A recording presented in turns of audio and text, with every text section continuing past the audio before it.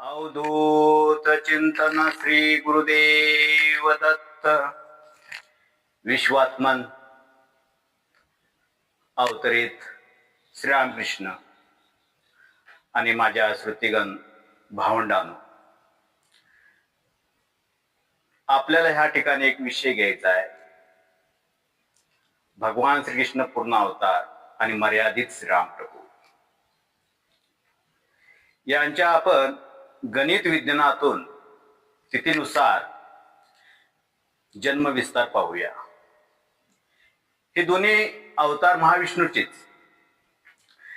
श्रीराम प्रभू शुक्ल पक्ष नवमीस भर दुपारी 12 वाजता अवतरित झाले गेले, तर श्रीकृष्ण अष्टमीस मध्यरात्री 12 वाजता अवतरण घेतले गेले. हे दोन्ही देव एकमेकास भांडण करून आलेत काय, असं आपल्याला वाटून जातंय. ते कसं, श्रीराम प्रभू एक पत्नी एक वचनी मर्यादित, तर श्रीकृष्ण श्रीरामाच्या जीवनाच्या उलट बहुपत्नी, खोट्याचे खरे खऱ्याचे खोटे बोलणे आणि त्याप्रमाणे वागणे, नटखटपणा त्यांच्या लहानपणी जीवनामध्ये दिसून येतो. पण ते संसारात पासून निर्लिप्त राहत होते, म्हणजे सुख दुःखामध्ये एकरूप होत नव्हते. आता आपल्याला श्रीराम प्रभू नवमीच का जन्म घेतले, तर ही 9 ची संख्या आपण पाड्यामधून बेरीज केली तर 9च येते. ती आपली मर्यादा ओलांडत नाही. तसंच श्रीराम प्रभू आपल्या जीवनामध्ये कधीच मर्यादा ओलांडले नाही. ते आपण या 9च्या अंकातून पाहूया. पहिल्यांदा आपण मर्यादित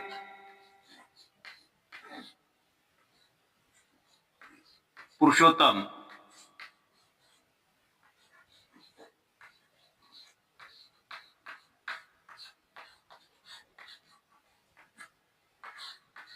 श्रीराम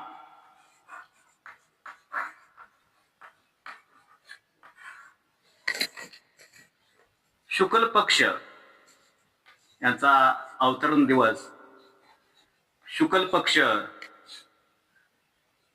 नवमीस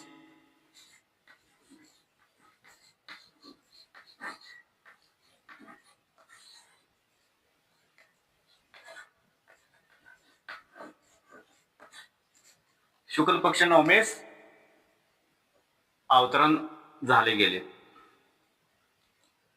जन्म झाला. आता आपण 9चा पाडा घेऊया आणि त्या पाड्यामध्ये जी काही संख्या येतात त्याची आपण बेरीज करूया.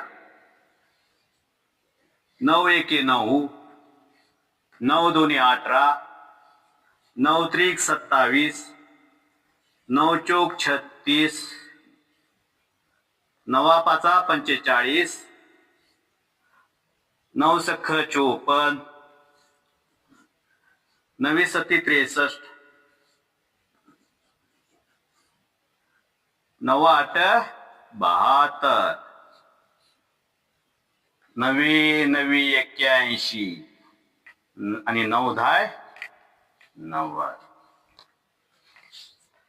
हा पाडा झाला. आता आपण याची बेरीज केली तर श्रीराम प्रभू नवमीच का अवतरण झाले गेले, या बेरजेतून आपल्याला समजून येत आहे. आता ही 9ची 9 इथे घेऊया. 1 अधिक 8 बरोबर 9, काय 2 अधिक 7 बरोबर 9, 3 अधिक 6 बरोबर 9. 4 अधिक 5 बरोबर 9. 5 अधिक 4 बरोबर 9. 6 अधिक 3 बरोबर 9. 7 अधिक 2 बरोबर 9. 8 अधिक 1 बरोबर 9.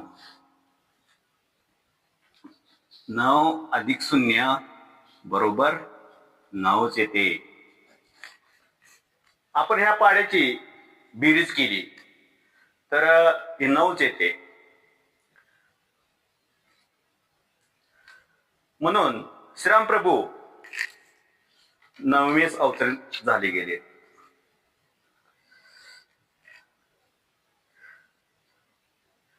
नऊ ही संख्या आपली मर्यादा ओलांडत नाही, म्हणून श्रीरामप्रभू मर्यादित पुरुषोत्तम म्हटले आहे. 9 ही संख्या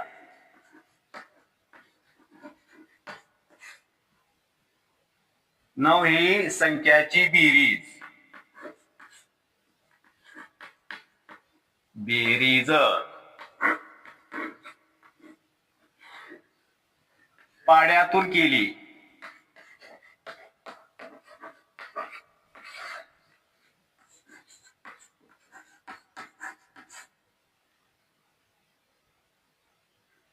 नऊच येते.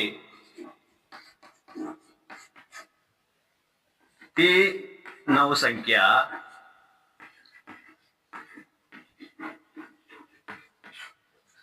आपली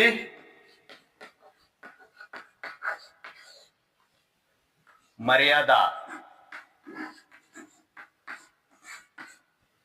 ओलांडत नाही.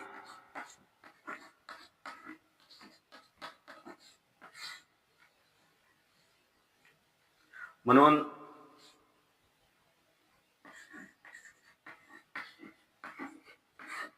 श्रीरामप्रभू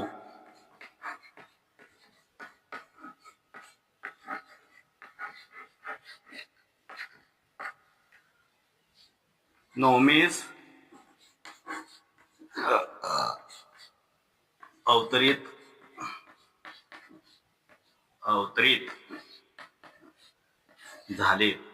झाले गेले.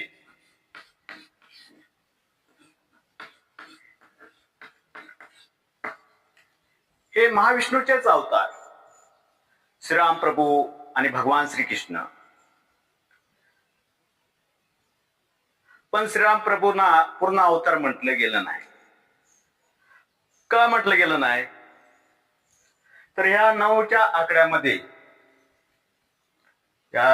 आकड्यामध्ये गाठ आहे. आणि ही गाठ म्हणजे काय? अहंकाराची गाठ आहे.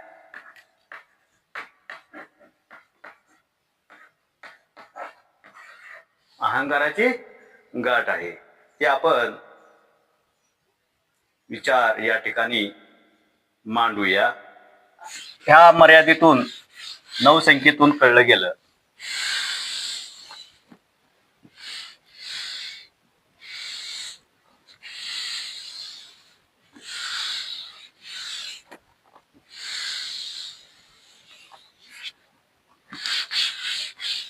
त्या 9 संख्येतून मर्यादा पुरुषोत्तम म्हटलं गेलं.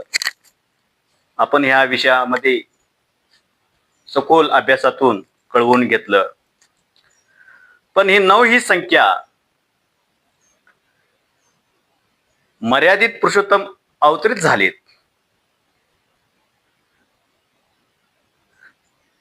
भगवान श्रीरामप्रभू यांना पूर्ण अवतार म्हटलं गेलं नाही. का म्हटलं गेलं नाही? की ह्या 9 ह्या संख्येमध्ये गाठ आहे. आणि ही गाठ अहंकाराची आहे.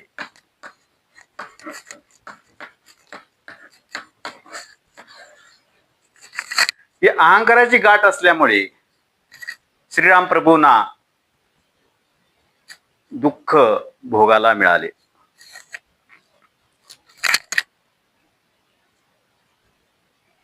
आणि तो अहंकार रावण आहे.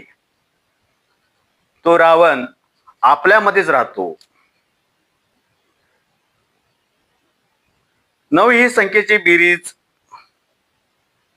केल्यानंतर ही 9च येते, पण अहंकार रूपी रावण आपल्या प्रकृतीत राहते.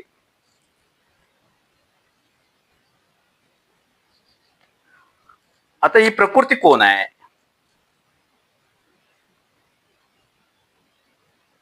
या गणिताच्या माध्यमातून आपण समजून घेऊया.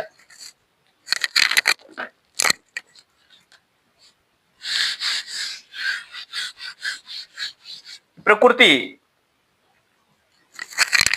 सीता आहे आणि पुरुष कोण आहे? राम आहे. प्रकृती सीताची अधिक रामाची बेरीज केली तर 9च येते. हे आपण पाहिलं गेलं. आणि ही प्रकृती आणि पुरुष एकमेकाशी सोडत नाहीत. म्हणजे राम आणि सीता एकमेकापासून वेगळे होत नाहीत, अलग होत नाहीत. ते आमने सामने आहेत, राम आणि सीता.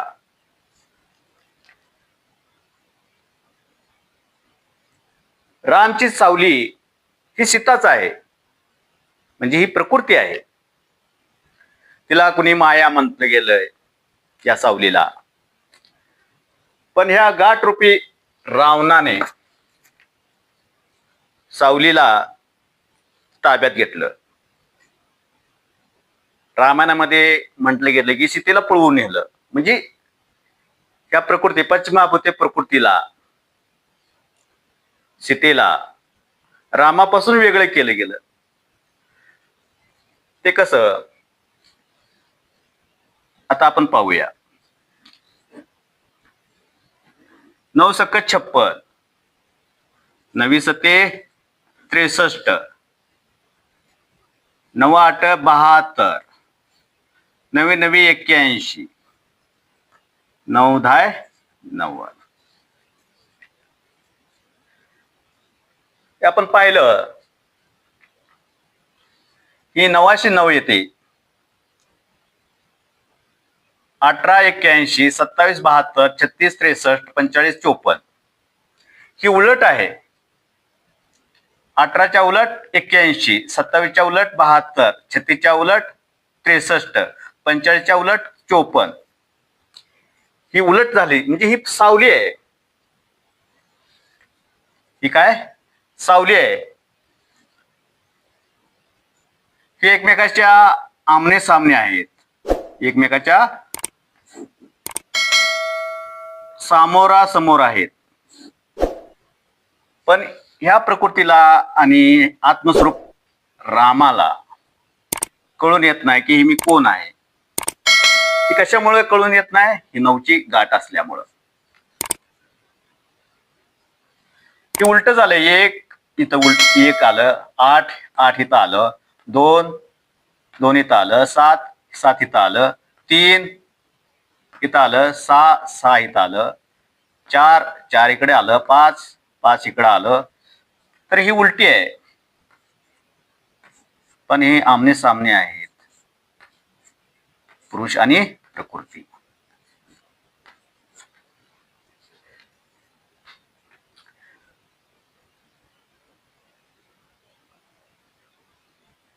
रामस्वरूप पुरुषाची सावली प्रकृती सीता आहे.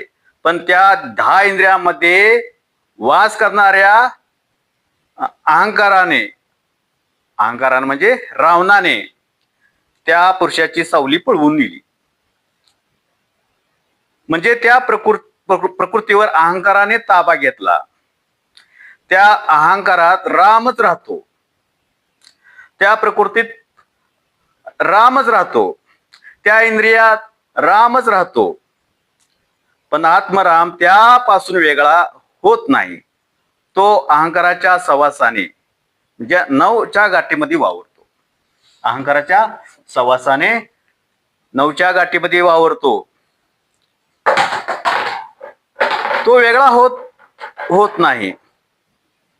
त्यातून रामाची म्हणजे आपल्यात सुखदुःखाची वाटचाल विकारातून सुरू झाली. हे माझं, हे तुझं, ही विकार. त्यात अहंकार वाढला गेला आपल्यामध्ये. हे गणितातून कळून येते. 9ची संख्या मर्यादा ओलांडत नाही, खरं आहे. 9ची संख्या मर्यादा ओलांडत नाही, पण रावण रूपी अहंकारात राहिल्याने, या रावण रूपी अहंकारात राहिल्याने, इंद्रियातीत प्रकृतीत राहिल्याने पुरुषरूपी राम प्रकृतीच्या दुःखाने तो मानवाप्रमाणे रडू लागला. ही कोण आहे?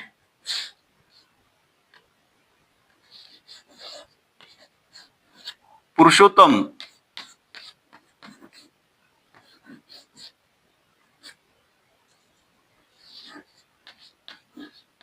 श्रीराम.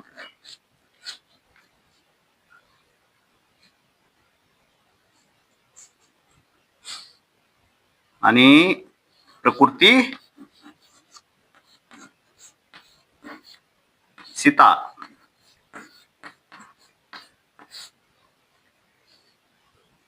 प्रकृती रूपी सीता आहे. आणि ह्याच्या मधोमध जो आला आहे अहंकार रूपी रावण.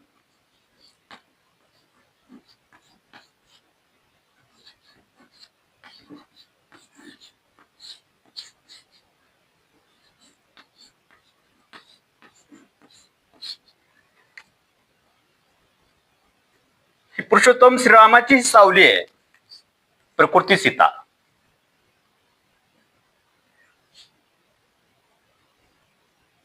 आणि त्यातून हे अहंकाराचं रावण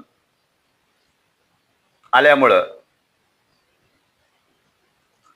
प्रकृती सीता आणि पुरुषोत्तम राम ताटातूट झालं गेलं.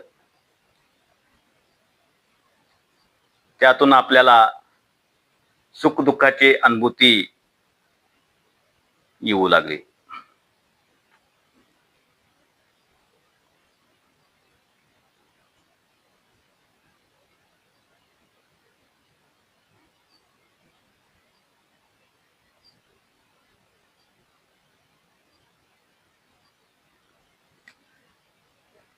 या अहंकार रूपी रावण मधोमध आल्यामुळं यांची उलट दिशा बदलली गेली. 18चं 81 झालं, 27चं 72 झालं, 36चं 63 झालं, 45चं 54 झालं. म्हणजे ही उलटी संख्या झाली. म्हणजे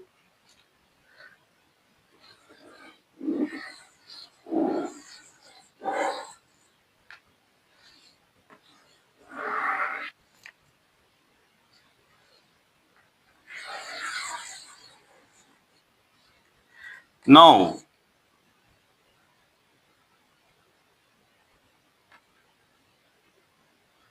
9 एके 9, 9 दोन्ही 18, 9 दोन्ही 18, 9 त्रिक 27, 9 चोक 36, 9 पाचा 45,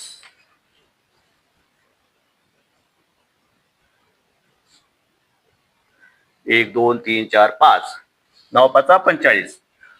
आता ही मधुबाई काय आहे? विषय विकारयुक्त वलय आहे, म्हणजे अहंकाराची वलय आहे.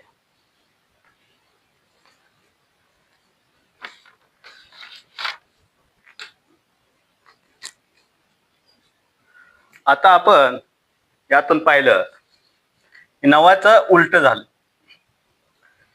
18चं 81 झालं, 27चं 72 झालं, 36चं 63 झालं, 45चं 54. ही सावली आहे, ही श्रीरामाची. श्रीराम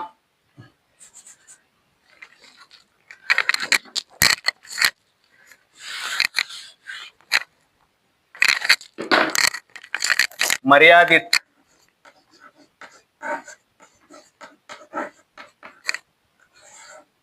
पुरुषोत्तम,